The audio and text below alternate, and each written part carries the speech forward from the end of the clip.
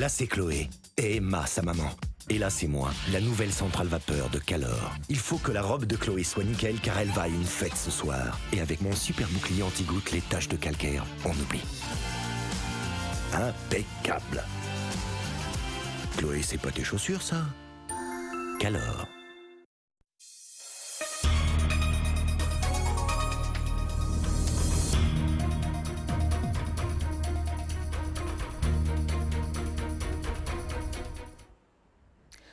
À la une ce soir, 223 kilos de cocaïne saisis au large de la Martinique. La drogue a été interceptée à bord d'un navire de commerce. Le montant de la marchandise a été estimé à 9 millions d'euros. Les experts comptables de Martinique au service des contribuables, ils proposent un accompagnement gratuit pour les déclarations de revenus en ligne. Vous avez jusqu'à demain pour en bénéficier. La Martinique, destination accessible à tous. Des touristes handicapés sont actuellement en visite sur notre île dans le cadre d'un voyage organisé. Nous les avons rencontrés aujourd'hui au musée de la Canne, aux Trois-Îlets.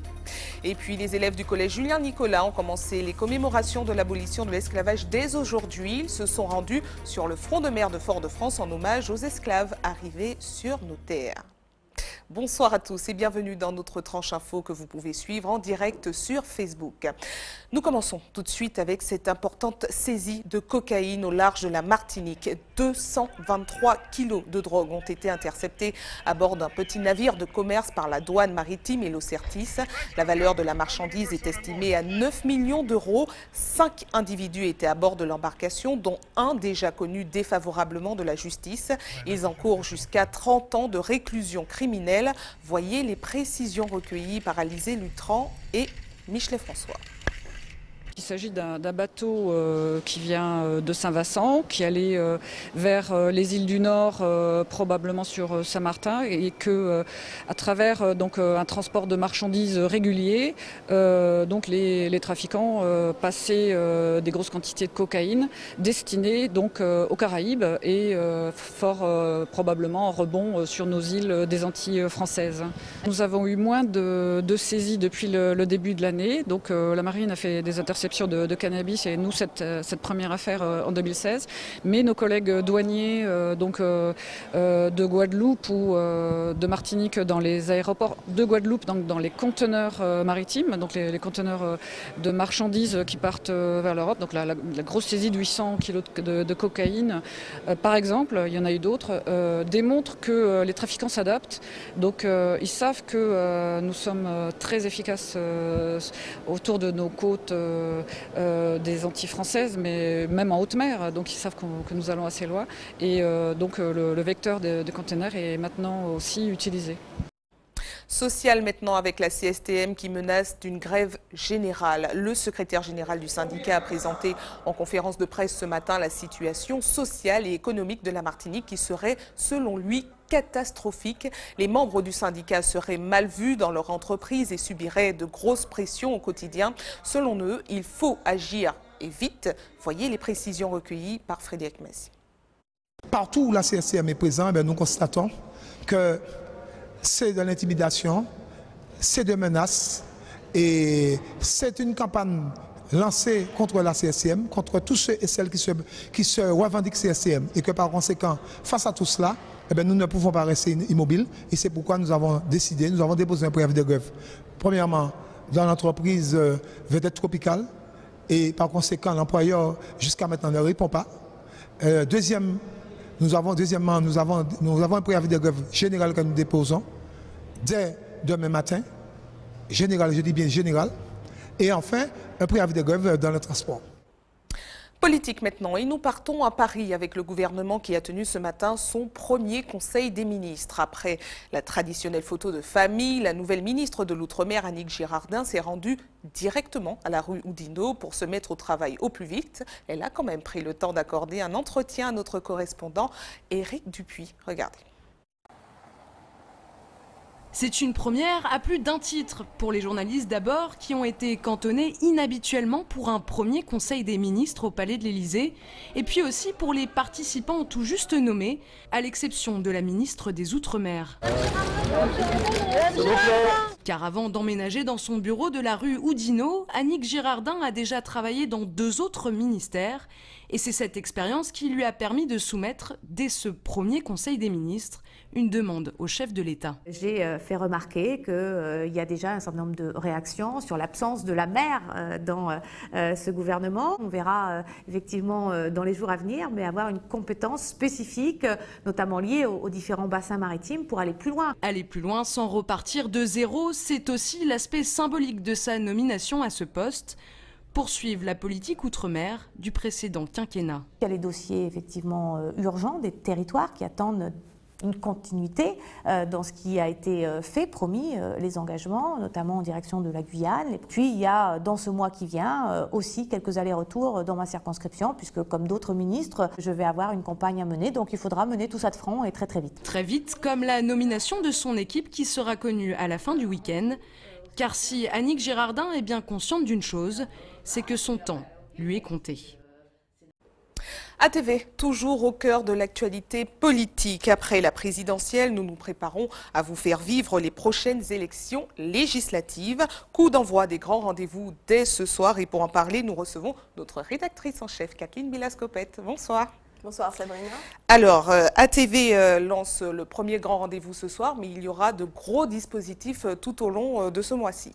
Oui, tout à fait Sabrina. Ces législatives 2017 intéressent à plusieurs titres et surtout parce que l'enjeu, c'est de savoir si ce nouveau président qui a promis de renouveler en profondeur le paysage politique, qui ne se revendique ni de droite ni de gauche, pourra tenir ses promesses et surtout aura la bonne majorité pour gouverner. Donc ATV, logiquement, après les présidentielles, se met maintenant à l'heure des législatives. Notre dispositif s'articule autour de 2 grands rendez-vous. Alors le premier rendez-vous, c'est notre émission Réponse à partir de ce soir, on en parlera tout à l'heure, et puis tous les jeudis jusqu'à la veille du premier tour. Tous les candidats auront la parole et se confronteront lors de débats en direct. Et puis dans l'entre-deux tours, nous organiserons également des débats avec les finalistes par circonscription. L'autre grand rendez-vous que nous donnons d'ores et déjà à nos téléspectateurs, ce sont les soirées électorales, les samedis 10 et 17 juin, puisque vous le savez, en Outre-mer, on vote un jour avant la France hexagonale. Donc nos soirées électorales les samedis 10 et 17 juin dès 18 h pour vivre les résultats en temps réel avec toutes nos équipes déployées aux 4 coins de l'île et notre cellule qui va centraliser et compiler les chiffres des urnes dans les différentes communes. Résultats à suivre aussi bien sûr sur notre page Facebook et notre site internet. Alors, le premier grand rendez-vous est prévu ce soir, on l'a dit, à 20 h avec les candidats qui débattront pour la circonscription de Fort-de-France. Oui, tout à fait, Sabrina. Ce soir, 20 h, dans Réponse, focus sur la circonscription de Fort-de-France où 14 candidats briguent donc ce mandat de député avec donc 3 débats au menu. Le premier oppose Serge Letchimy, député sortant, Francis Carole du Palima, Marie-Jeanne Janville, investie par le Front National, Marie-Gabrielle Marguerite de l'UDI et Thierry Renard, investi par la France Insoumise. Le second débat mettra face à face Miguel Laventure des Forces martiniquaises de progrès, Alain Libéry de Noupepla, Max Orville de l'Alliance Modem La République en marche, Marie-France Toul du RDM et Ghislaine Joachim Arnaud de Combat ouvrier. Enfin, le dernier débat, le troisième et dernier de la soirée, opposera donc Nathalie Josse de Martinique Citoyenne, Kélan Fagour de la Martinique Insoumise, Cyril de Virginie de l'UPR et Mathieu Gama qui candidate sans étiquette. Des débats, Sabrina, que j'aurai le plaisir de co-présenter avec Eddy Marajo. Et on rappelle que les rendez-vous sont en direct, donc interactifs. Tout à fait, Sabrina. Les téléspectateurs le savent et commencent à s'y habituer. Les internautes nous suivent en direct sur la page Facebook d'ATV et les utilisateurs des réseaux sociaux commencent à s'habituer à réagir, poser des questions sur le hashtag débat ATV. Donc rendez-vous dans moins d'1 heure maintenant, dès 20 h sur ATV. Très bien, merci à vous Kathleen et à ce soir, 20 h. Merci Sabrina. Parlons maintenant du casse-tête des déclarations de revenus. Vous avez jusqu'au 6 juin prochain pour accomplir votre devoir en ligne. Il existe certaines astuces pour réduire la facture, mais encore faut-il les connaître. Et c'est ce que vous proposent les experts comptables de Martinique qui se mettent à votre disposition gratuitement et ce jusqu'à demain. Voyez les explications d'Alizé Lutran et de Michelet François. Bonjour madame, Sébastien Pagès, enchanté. Venez, suivez-moi. Allez-y. Merci. Patricia est récemment devenue propriétaire. Elle avait besoin de précision pour déclarer correctement son nouveau bien. Un collègue lui conseille de passer par Allo Impôts pour bénéficier gratuitement d'un entretien avec un expert comptable. Sceptique au départ, Patricia franchit finalement le pas et obtient rapidement un rendez-vous. C'est parti pour 30 minutes de conseils personnalisés. L'expert entre rapidement dans le vif du sujet. Depuis quand vous avez terminé la construction de la maison principale? 2016. 2016, d'accord. 2016, oui. Précédemment, vous étiez locataire? Non, j'étais hébergée à titre gratuit. À titre gratuit, donc Ouais. vous n'étiez pas propriétaire en tout cas, Non. donc vous êtes primo-accédant. À l'issue de l'entretien, Patricia ressort satisfaite. Ça s'est très bien passé puisqu'il avait des supports à l'appui où il faisait justement les recherches précises sur ce que je lui posais comme question. Donc il avait les bonnes références, il a pu me donner des bons chiffres. Et la raison pour laquelle les choses se sont passées relativement rapidement. Et puis il a pu répondre aussi aux questions annexes que j'avais à lui poser. Ce service, lancé il y a 7 ans en Hexagone, est relayé chez nous depuis 3 ans par le Conseil régional de l'Ordre des experts comptables de Martinique. 3 jours chaque année sont consacrés à l'accompagnement des contribuables en période de déclaration des revenus. C'est vraiment parti en métropole d'un constat que les gens avaient toujours, au moment de la déclaration de revenus, des appréhensions ou des problèmes, et que dans la profession, on est quand même des spécialistes des chiffres, donc on est là pour aussi aider dans ce cadre-là. Afin d'optimiser la demi-heure de rendez-vous, l'expert comptable prend connaissance de chaque dossier en amont. Ainsi, comme Patricia, une 50aine de personnes bénéficieront d'un entretien cette semaine. Une aide non négligeable, car notre territoire ultramarin a ses spécificités fiscales. Principalement, les questions qui reviennent donc, concernent les déclarations spécifiques, donc déclaration de défiscalisation outre-mer, déclaration des revenus fonciers. Après, on a aussi des questions sur les frais réels. Mais par contre, on ne fait pas à la place des gens, on ne fait ni remplir sur papier, ni remplir sur Internet. Ça, on leur laisse le soin de faire ça. On est juste là en tant que conseiller. Pour ceux qui se poseraient encore des questions concernant leur déclaration, les professionnels de l'Ordre des experts comptables de Martinique reçoivent encore les particuliers jusqu'à demain sur rendez-vous. Les mairies des communes de Schellcher, de Rivière-Salée et du Marin prolongent l'opération ce samedi de 8h à midi. Et si vous ne pouvez pas vous déplacer, les conseillers du site internet Allo Impôts sont à l'écoute des contribuables par téléphone jusqu'au 23 mai prochain. La Martinique, destination idéale pour les touristes souffrant de handicap. C'est en tout cas ce que laisse entendre l'association Soleil Levant qui a organisé un voyage entièrement dédié aux personnes handicapées. Arrivés depuis 2 jours chez nous, ils ont pu découvrir plusieurs sites. Nous les avons rencontrés au musée de la Canne aux Trois-Îlets. Voyez ce reportage de Guy Raphaël Renier. Contrairement aux autres visiteurs qui arrivent à pied, c'est en voiture que le groupe pénètre dans l'enceinte du musée pour éviter les graviers. À bord, un malvoyant, 3 personnes en fauteuil roulant et leurs accompagnateurs. À chaque déplacement, c'est le même rituel pour mettre pied à terre. Pour monter et descendre le fauteuil, c'est toujours la même chose. Moi, j'ai travaillé pendant plus de 7 ans dans le milieu handicapé, dans un service adapté pour les personnes handicapées à Créteil, qui s'appelle le Serval. Et donc c'est un peu mon travail, ce qui fait que ça pour moi je fais ça tous les jours quasiment.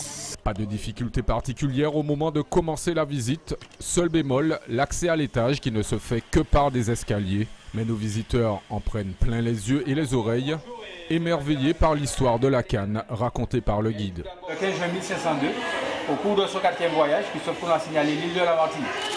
Et pendant 133 ans, elle reçut que de brèves visites des navires espagnols et français. Les difficultés rencontrées depuis leur arrivée il y a 2 jours passent au second plan, comme en témoigne Morissette, dont c'est le premier voyage en Martinique. C'est surtout des petites marches, des petites choses comme ça qui sont difficiles à monter, qu'avec les fauteuils c'est pas très pratique. Mais autrement, les personnes qui nous accompagnent, elles soulèvent les fauteuils, on arrive à passer. On est habitué quand même, on sait que partout c'est comme ça. Donc on sait qu'on aura toujours des difficultés quelque part. Moi je marche encore un peu, donc à la rigueur je peux encore me lever et me déplacer encore à pied. Mais pour la petite dame qui a 82 ans et qui ne marche pas, enfin très très peu, c'est vrai que là il y a beaucoup de problèmes, c'est beaucoup plus dur pour elle.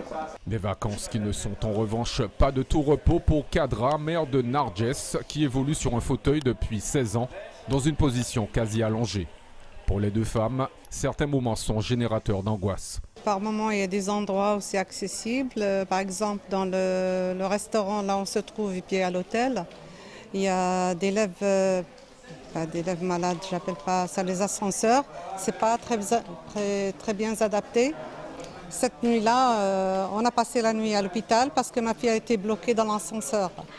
Alors elle avait le pied complètement coincé entre les deux plateaux, quoi, entre le plateau qui lève et puis la sortie, quoi.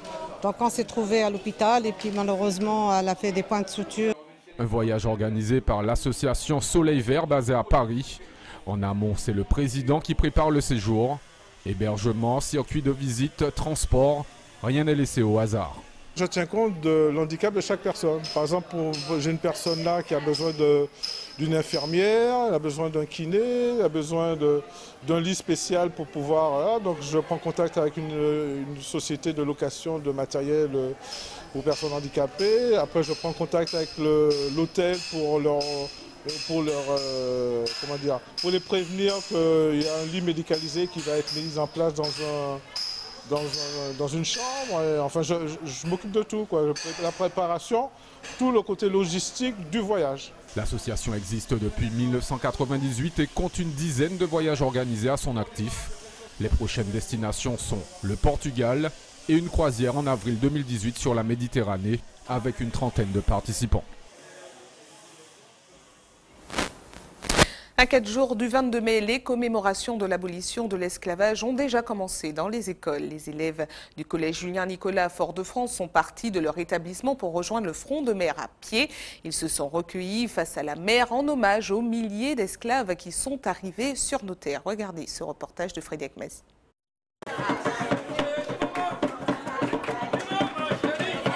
Vêtus de blanc, au rythme du ballet, les élèves entament quelques pas de danse. Sous le kiosque, place à la lecture de textes en créole, l'histoire est dans tous les esprits.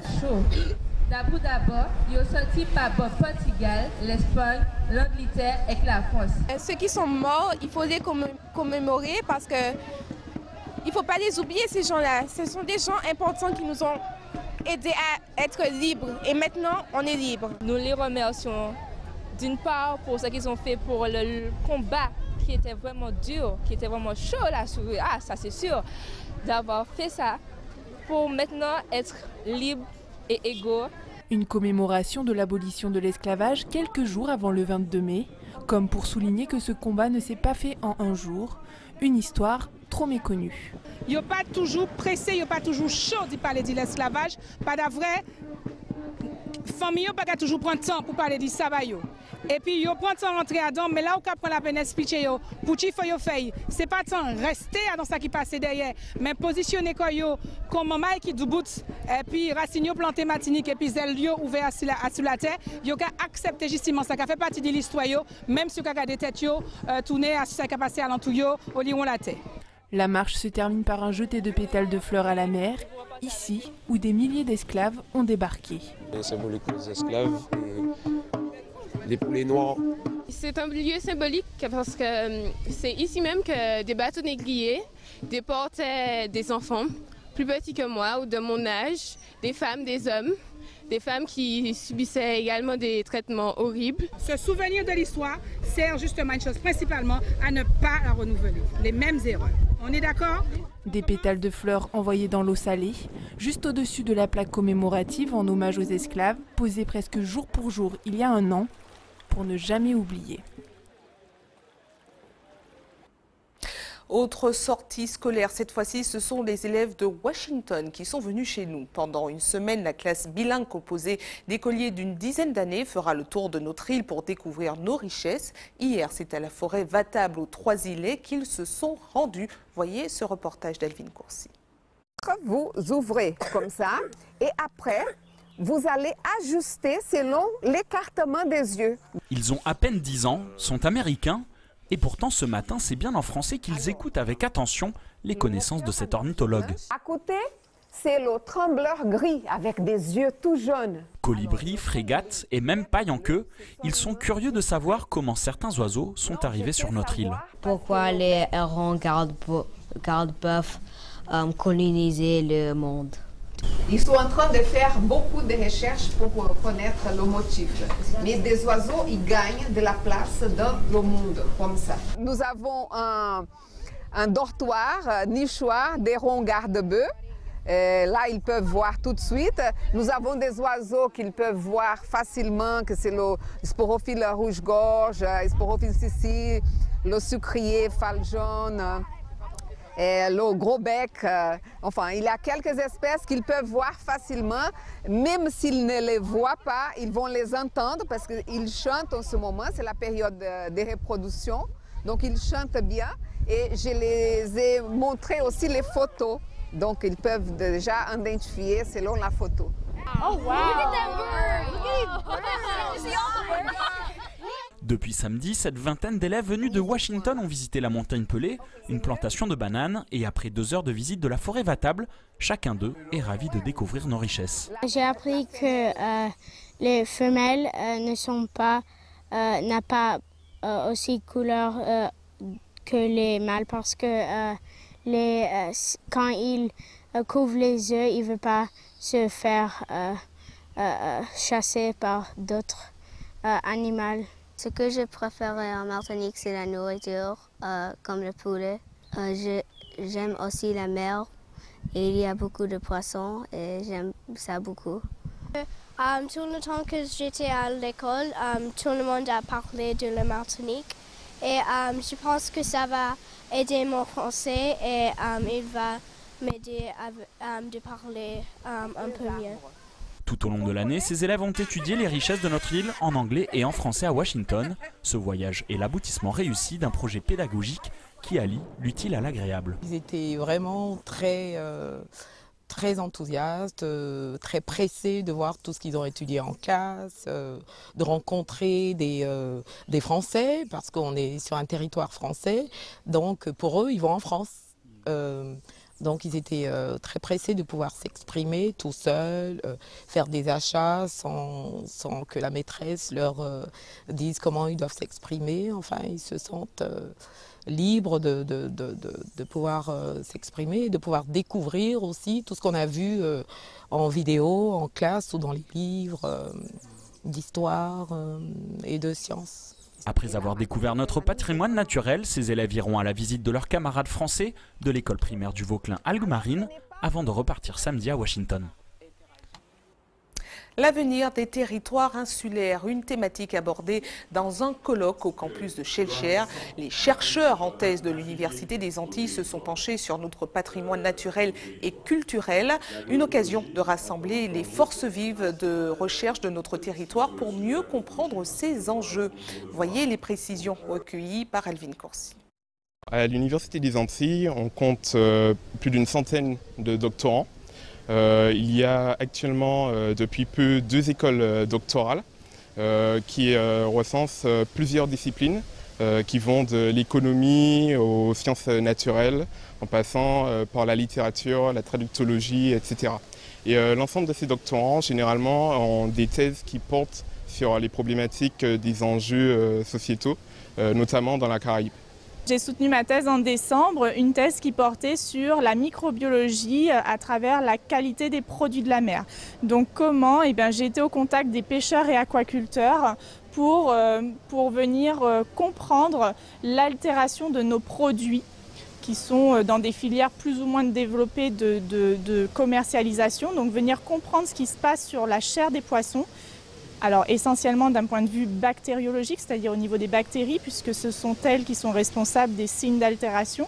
Donc voilà, venir comprendre pourquoi ça s'altère et du coup, en comprenant ça, on comprend aussi comment venir lutter contre ces bactéries néfastes et pouvoir développer des produits type des filets de poissons sous vide ou des filets de poissons sous atmosphère modifiée pour atteindre des marchés tels que les grandes et moyennes surfaces. Restez avec nous à suivre. Dans un instant, nous parlerons des assises de la famille qui ont commencé en Guadeloupe. Organisées par le conseil départemental, il s'agit d'une grande consultation des Guadeloupéens sur leur vision de la famille. Une nouvelle fusée a décollé de la Guyane. Elle a permis de mettre en orbite un satellite de communication européen. Et puis Hubert Bornil nous emmènera au Morne Rouge où les enfants peuvent déguster cette semaine des plats venus du monde entier dans le cadre de la semaine des langues. Nous commençons tout de suite l'actualité des régions en Guadeloupe avec le conseil départemental qui vient de lancer les premières assises de la famille. Il s'agit d'une consultation à l'échelle du territoire où chacun est invité à donner son avis. Les premières conférences ont déjà commencé. C'est un reportage de Nathalie Dinan, Patrick Curie et Moïse Dexter. Pour ce nouveau rendez-vous des assises de la famille à Trois-Rivières, deux thèmes étaient au centre des débats, l'autorité parentale et la violence. Différents acteurs de la vie associative et une grande partie de la population sont venus en nombre débattre des maux qui gangrènent la famille. C'est vrai que nous, dans notre culture aux Antilles, on a tendance à beaucoup cacher les choses en disant ça n'a pas dit, pas là, tout comme ça. Et je trouve que si jamais il y avait l'indifférence, c'était un peu par rapport à notre façon de fonctionner au fond, quoi. Le conseil départemental entend poser des nouvelles bases de la famille en interrogeant sur ce que représente la famille d'aujourd'hui. Il faut essayer de comprendre pourquoi notre société a évolué vers cette violence que nous avons continuellement et que nous essayons de comprendre et de gérer. Donc un certain nombre de réflexions inévitables si nous voulons aller plus loin, si nous voulons comprendre, proposer un nouveau départ pour les familles guadeloupéennes, tout au moins, je dirais, essayer d'apporter notre pierre à l'édifice, et c'est ce que nous faisons. C'est avec enthousiasme qu'Hélène Christophe Vainqueur reçoit ces assises.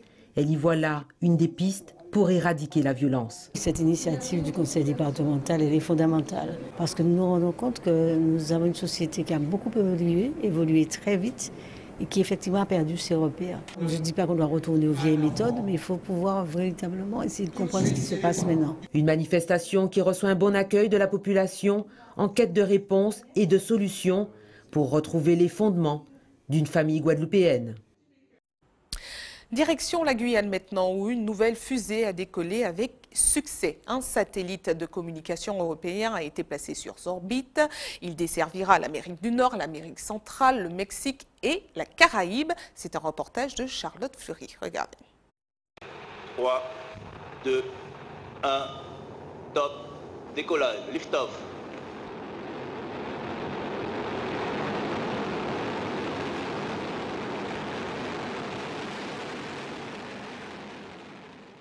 Il est 8h54 au centre spatial guyanais.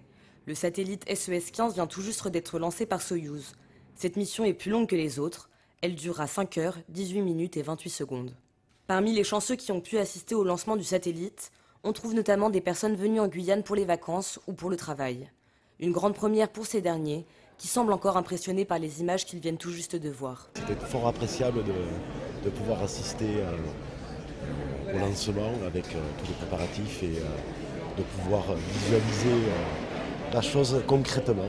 Absolument pas déçu, d'autant qu'on a eu effectivement de la chance au niveau du temps, parce que ces derniers jours on a eu pas mal de pluie et finalement il y a eu une belle éclaircie qui nous a permis de pouvoir quand même suivre le lanceur jusqu'au plus loin en tout cas. Nous étions en vacances au Suriname et lorsque nous avons vu qu'un lancement aurait lieu, nous avons décidé de faire escale ici. On a pensé que ça pourrait être sympa à voir, on voit ça parfois dans les films, mais on ne sait pas vraiment à quoi s'attendre, mais c'était vraiment très beau. C'était impressionnant de voir la salle de contrôle et toute l'organisation autour, c'est vraiment passionnant. C'est vraiment extrêmement impressionnant, émouvant, beau, il y a du suspense, il y a vraiment une technologie extraordinaire qui est concentrée dans tout ce moment et voilà, c'est un très beau moment qu'on a vécu. Donc comment pourrait-on être déçu d'un tel spectacle? C'est l'occasion, en fait, je suis venu pour un déplacement professionnel et c'est vrai que l'occasion a fait que ça tombait au bon moment, au moment du décollage. Voilà. D'autres ont un avis plus mitigé. C'est le cas de Sylvie, qui vient d'assister à son deuxième lancement. J'ai eu la chance d'assister à un lancement d'Ariane et j'ai trouvé que c'était un spectacle absolument éblouissant. J'étais comme une gamine, tellement j'ai apprécié. C'était sur le site Toucan, donc le site le plus proche, et c'était franchement fabuleux. Là, j'étais un petit peu pas déçue parce que c'est toujours aussi émouvant et impressionnant, mais voilà, c'est un lancement d'une fusée beaucoup plus petite et du coup, c'est pas du tout la même émotion. Le lancement de SES-15, le premier satellite hybride et tout électrique de l'opérateur SES, représente le 5e lancement de l'année par Ariane Espace. Le prochain, par le lanceur Ariane 5, est prévu pour le 1er juin. Glolaria, c'est le nom de la manifestation qui a eu lieu hier soir au Marin, dans laquelle le célèbre graffeur martiniquais Zan a réalisé une performance en live sous les yeux du public. Une fresque de plus de 25 mètres carrés qui devrait aider à sensibiliser au respect de l'environnement. José Lechertier était sur place. Regardez. Vous lui donnez un escabeau et une bombe aérosol, Xan refait le monde. S'exprimant sur le thème du respect de l'environnement, à travers cette fresque, le célèbre graffeur martiniquais sensibilise le public et dépeint des fonds marins dont tout le monde rêve. Au début, j'étais parti sur un truc avec beaucoup de déchets pour justement mettre le doigt sur ce qui ne va pas. Et au final, bon, on a pris le contre-pied inverse avec Pilo. Et donc du coup, on est parti plus sur une thématique où c'est un fond marin qui est fantasmé en fait, si tu veux, qui est plus vide de pollution, où la nature cohabite avec l'homme, où tu vois c'est harmonieux. L'harmonie entre l'environnement et l'homme, un sujet sensible pour l'association World Ride Riders et l'artiste graffeur. J'aime bien quand la peinture, si tu veux, interagit avec la nature, ou même ne serait-ce que le mobilier urbain par exemple. Donc du coup, tout ce qui a une thématique, on va dire, environnementale, me parle parce que ça reste au cœur de... C'est une problématique qui me touche dans mon travail. Ne serait-ce que la tête qu'il a fait de Spike Lee à Volga, c'est avec les cheveux qui sont un cerisier, ça a une touche écologique et environnementale qui est assez sympa. Et c'est quelqu'un qui est très investi dans la cause aussi. L'association World Ride Riders œuvre activement pour la préservation de la faune et de la flore à travers diverses actions. L'opération Glolaria, c'est inviter, on fait un spectacle de rue avec des animations de rue, graffeurs de rue, parce que c'est les gens qui touchent le public de la rue, puisque c'est les passants, etc. Et en fin de compte, on est là pour sensibiliser au respect de l'environnement. Et tous les moyens sont bons pour attirer le public. J'ai pris le droit de la peinture parce qu'en fait je suis peintre en bâtiment et quand j'ai vu ce qu'il faisait, franchement ça m'a donné envie de faire des photos de son art parce que c'est vachement plus beau comme ça qu'avec un mur tout blanc. Il faudrait franchement que ça reste gravé dans la tête des gens pour qu'ils puissent comprendre que on a besoin de ce décor-là et qu'il soit aussi beau qu'on le voit à l'heure actuelle dans les mers en fait. La compagnie Les Arts Petits Show a proposé au public et passants de terminer la soirée tout feu tout flamme en attendant la prochaine opération prévue en novembre au Salon Nautique du Marin. Et c'est le moment de nous rapprocher encore plus de vous. Nous passons à notre JT des communes.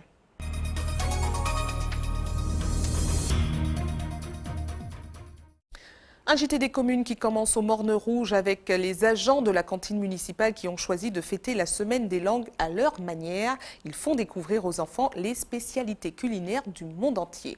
La cuisine créole n'a bien évidemment pas été oubliée. Hubert Bornil et Valérie Vincent ne se sont pas fait prier pour aller prendre quelques cours. Regardez.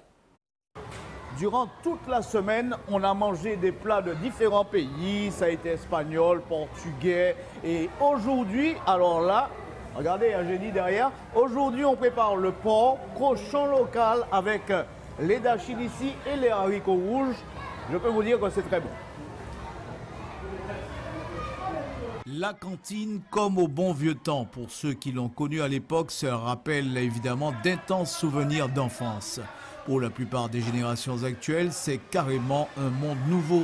Pourtant, au Morne Rouge, c'est la règle. Faire manger les enfants comme à la maison, une volonté municipale. C'est pas Madame le maire qui a dit de faire ça.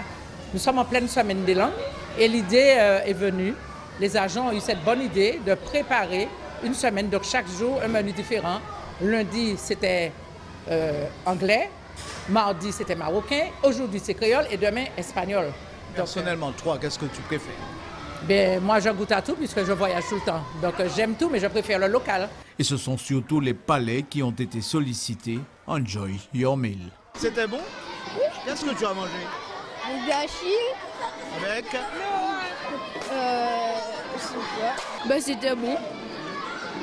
La ville du Morne Rouge possède donc sa propre régie cuisine, un plus pour ses enfants qui ne se sentent pas du tout déconnectés de leur environnement.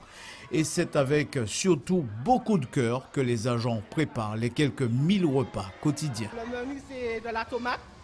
Après, c'est des légumes, c'est des dachines, du porc, fricassé de porc, avec des haricots rouges et puis c'est du porc. Et comme dessert, c'est des flancs de coco, au coco.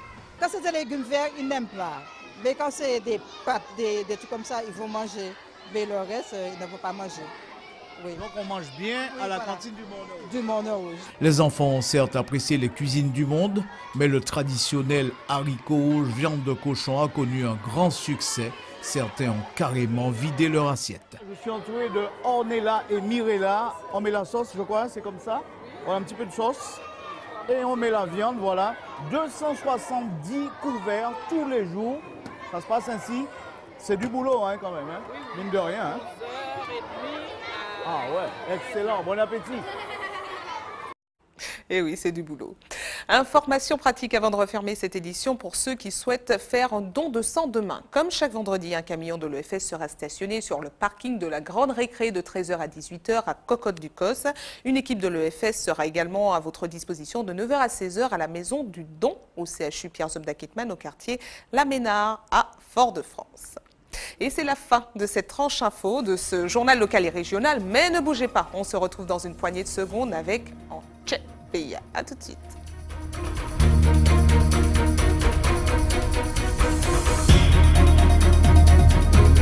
Là c'est Chloé et Emma sa maman. Et là c'est moi, la nouvelle centrale vapeur de Calor. Il faut que la robe de Chloé soit nickel car elle va à une fête ce soir. Et avec mon super bouclier anti-goutte, les taches de calcaire, on oublie. Impeccable. Chloé, c'est pas tes chaussures ça? Calor.